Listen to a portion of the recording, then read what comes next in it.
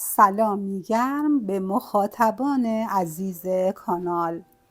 امروز میخوام داستانی درباره بهلول، حکیم دیوان نمای مشهور و هارون الرشید خلیفه عباسی براتون تعریف کنم. این داستان پر از حکمت‌های عمیق و گفتگوهای هوشمندانه است. حتما تا آخر ویدئو همراه باشید، چون نکاتی که از این داستان میگیریم برای زندگی همه ما کاربرد داره. روزی هارون الرشید خلیفه بزرگ عباسی قصری با شکوه ساخت. او از بهلول، مردی که به دیوانگی مشهور بود اما در حکمت و هوش زبان زد خاص و عام بود، خواست که جمله ای بر روی دیوار قصر بنویسه. هارون شاید فکر میکرد بهلول چیزی ستایش آمیز مینویسه یا از شکوه و عظمت اون بنا تعریف میکنه، اما بهلول با زغالی ساده جمله ای نوشت که خلیفه رو خیلی به فکر فرو برد.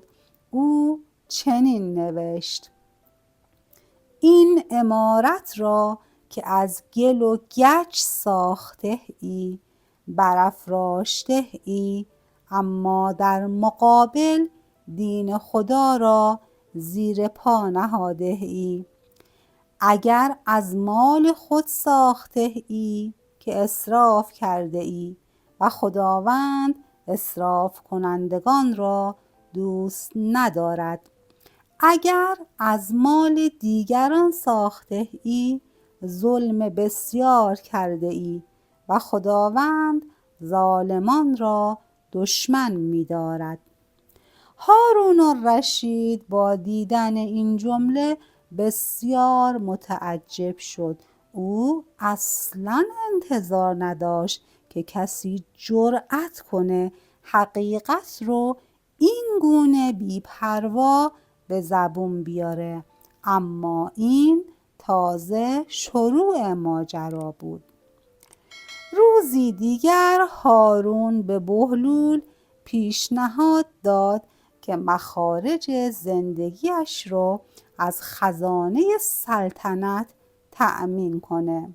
او گفت: بهلول، می‌خواهیم مخارج زندگیت را تأمین کنیم تا دیگر نگران تأمین هزینه ها نباشی و هر روز به نزد ما بیایی.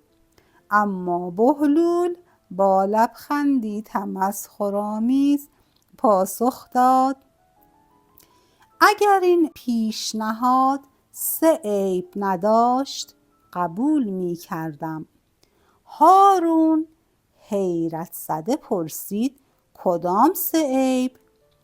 بهلول گفت: اول اینکه تو نمیدانی من به چه چیزی نیاز دارم، و دوم اینکه تو نمیدانی در چه زمانی به آن نیاز دارم، و سوم اینکه تو نمیدانی به چه اندازه ای نیاز دارم. اما خداوند که کفیل روزی من است این هر 3 را می‌داند. او آنچه را که نیاز دارم در وقتی مناسب و به اندازه‌ای که لازم است به من میرساند. علاوه بر این، اگر من اشتباهی کنم تو ممکن است بر من خشم بگیری و مقرریم را قطع کنی، اما خداوند هرگز به خاطر اشتباهات من روزی مرا از من نمیگیرد. هارون در برابر این منطق قوی و حکمت عمیق سکوت کرد. یک روز دیگه هارون الرشید به بهلول برخورد که با کودکان بازی می‌کرد و بر اسب چوبی سوار بود. هارون نزدیک شد و گفت: بهلول، مرا پندی بده. بهلول ابتدا به قصرهای باشکوه اطراف اشاره کرد و گفت: این قصرها رو ببین. روزی این قصرها پر از شکوه و جلال بود و شاهان در آن با ناز و نعمت زندگی می کردند. اما حالا صاحبانشان کجا هستند؟ همه در خاک آرمیده اند، هم نشین مارها و مورها شده اند. این قصرها حالا موضعی بزرگ است که از گذر عمر خبر می دهد. صاحبان این قصرها با هزاران حسرت و افسوس در قبرهای خود خوابیده اند. سپس بهلول سوار بر چوبی که اون رو به اسب وانمود می کرد شد و با خنده‌ای تمسخرآمیز به اطرافیان گفت: دور بشید، دور بشید که اسب من شماها رو لگد نزنه. هارون که همچنان به تفکر فرو رفته بود، این بار نیز پیامی عمیق از بهلول گرفت. زندگی و جاه و مقام همه بازیچه اند و چیزی جز حقیقت و عمل صالح باقی نمیماند. آخرین ماجرای این داستان یکی از حکیمانه ترین گفتگوهای بهلول و هارونه. روزی بهلول نزد هارون رفت و خلیفه از او خواست که پند دیگه‌ای به او بده. بهلول از هارون پرسید: اگر در بیابانی بی آب باشی و تشنگی بر تو غلبه کنه تا جایی که نزدیک به مرگ بشی، برای یک جرعه آب حاضری که چه چیزی رو بدی؟ هارون گفت: 10 دینار طلا. بهلول ادامه داد: اگر صاحب آب به پول راضی نشه چی؟ هارون گفت: نیمی از سلطنت خودم رو میدم. بهلول لبخندی زد و گفت: حالا فرض کن که به بیماری دچار بشی که نتونی آبی رو که نوشیده ای از بدن خارج کنی.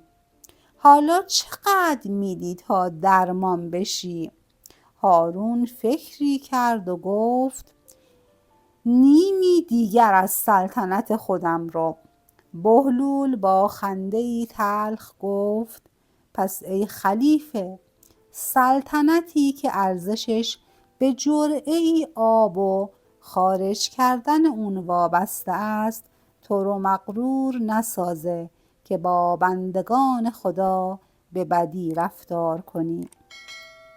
این داستان چندین درس عمیق در خودش داره. اول، مال و مقام اگر از راه درست به دست نیاد یا اسراف باشه و یا ظلم. دوم، روزی انسان در دست خداونده و نه هیچ کسی دیگر.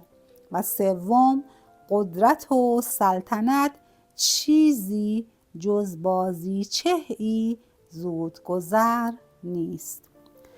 دوستان عزیز، این داستان‌ها از گذشته برای ما به یادگار موندند تا ما رو به فکر فرو ببرند و به ما یادآوری کنند که حقیقت زندگی چیز دیگری است. اگر این داستان براتون جذاب بود، حتما ویدیو رو لایک کنید و نظرتون رو در کامنت ها بنویسید. فراموش نکنید که کانال ما رو سابسکرایب کنید تا داستان‌های بیشتری از حکمت و دانایی بشنوید. تا ویدیوی بعد، مراقب خودتون باشید.